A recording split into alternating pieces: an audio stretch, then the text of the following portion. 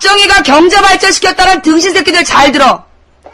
너네가 아주 어린 시절 세계사라는 책에 보면 산업혁명이라는 걸 배우게 될 거야. 기억나?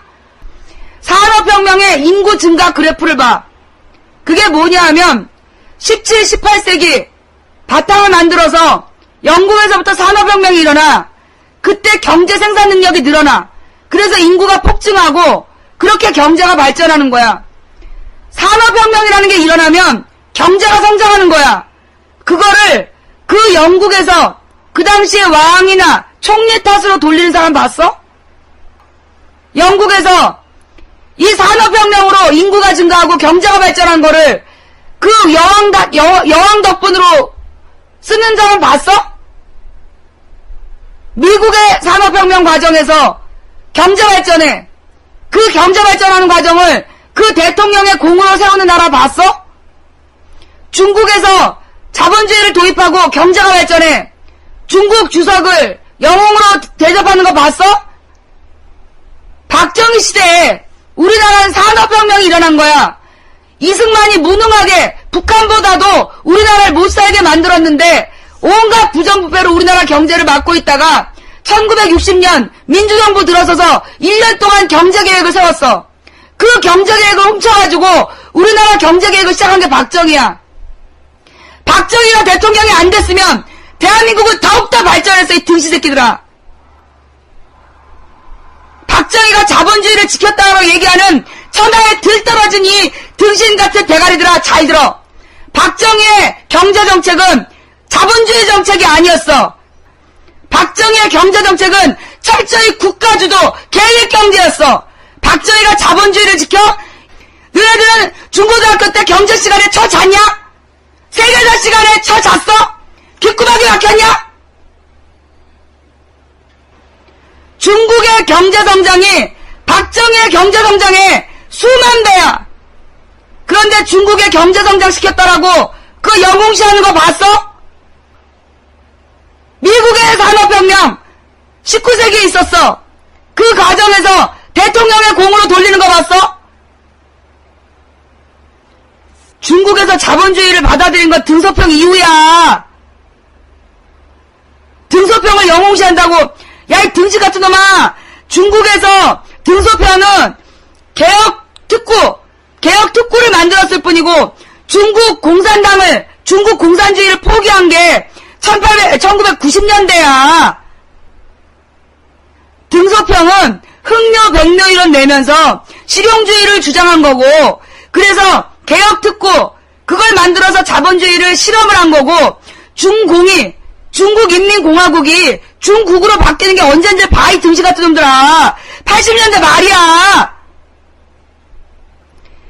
중국의 경제체제가 뭔지 알아? 사회주의 시장경제야. 사회주의 시장경제. 그게 뭔 말인지 알아?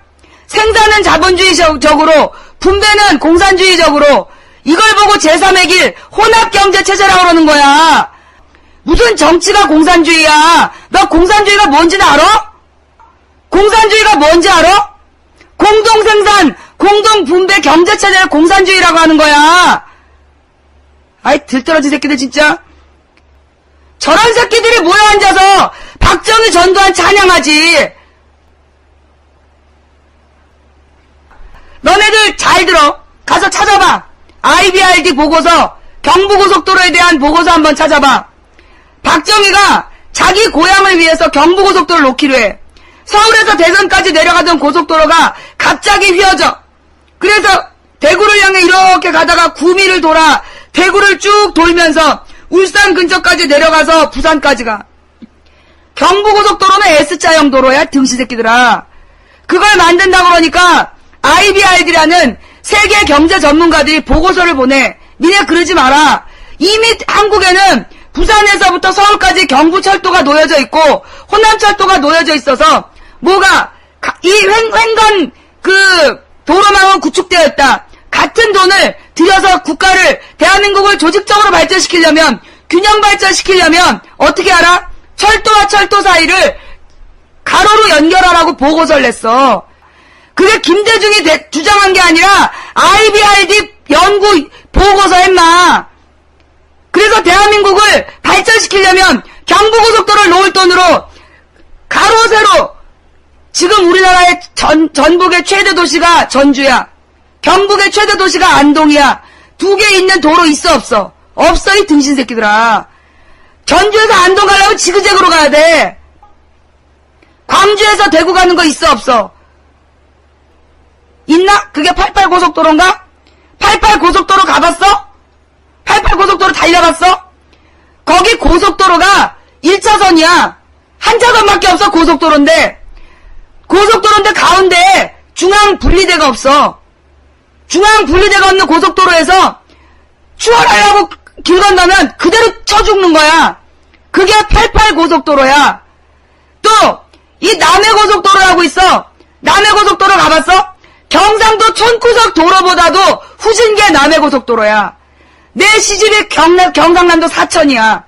경상남도 사천의 읍단위 도로보다도 더 포장 안 되고 곳곳이 패여있고 길이 후진 게 남해고속도로야. 대한민국을 균형 발전시키려면 경부고속도로 할 돈으로 동서를 연결하는 도로망을 구축해서 바둑판 모양으로 균형 발전시키라는 게 외국인들의 조언이었어. 그런데 그걸 갖다가 기어이 경부고속도로에 쏟아붓고 그것도 위안부 할머니들, 강제징용 간 사람들, 그 사람들 배상금 안 받기로 각서 써주고 빌려온 돈으로 지네 고향에다가 도로 놓은 게 그게 경부고속도로야. 경부고속도로가 뭔지 알아? 서울에서 대전까지 갔다가 강남에 거쳐 대전까지 갔다가 대전에서 갑자기 휘어져서 구미를 지나 대구를 한 바퀴 돌면서 울산 옆을 스쳐서 부산으로 가. 그게 경부고속도로야. S자형 고속도로 봤어? 태어나서? 그 당시에 김종필이 그놈이 대전에 지역구라서 대전까지 고속도로 뚫어가지고 싹 돌아서 고속도로 낼 때 지네들 가지고 있는 땅 중심으로 고속도로 낸 게 그게 S자형 경부고속도로야. 그래서 김종필 때 대전 일대가 개발된 거 아니야. 한밭이라고 이름 없는 데를 그 대전을 개발해갖고 충청도 민심으로 13회까지 헤쳐먹은 거야. 경제를 발전시켜? 너네 사회교과서 봤어? 사회교과서에 보면 그런 얘기가 나와. 국토를 개발하는 방법에는, 국토를 발전시키는 발전 계획에는 종류가 있어. 첫 번째 거점 개발 방식, 두 번째 광역 개발 방식, 세 번째 균형 개발 방식. 박정희 전두환 찬양하는 니들 대가리에서는 도저히 안 나오는 얘기야. 들어갈 리가 없지. 그러나 사회책에 보면 국토를 개발하는 방식에 3가지가 있다. 거점 개발, 광역 개발, 균형 개발. 그 중에 거점 개발이 뭐야? 후진국식 방식이다. 그 다음에 이 광역 개발이 이 거점 개발과 지역 균형 발전의 중간 형태다. 그 다음에 마지막이 뭐야? 지역 균형 발전 방식이야. 균형 발전 방식이 어느 식이다? 선진국식이다. 이미 도시의 발달에 대해서 전 세계에서 다 알고 IBRD라는 그 개발 세계 경제부흥개발은행인가? 그 사람들이 조언을 해주는 거야. 후진국이 나라를 발전시킬 때 어떻게 하는 게 장기적이고 발전적인가? 그걸 조언해 준 거야. 그런데 그 당시에 국토의 균형 발전이 장기적 대한민국의 바탕을 쌓는 길이다 라고 했는데 박정희가 쌩 깠잖아.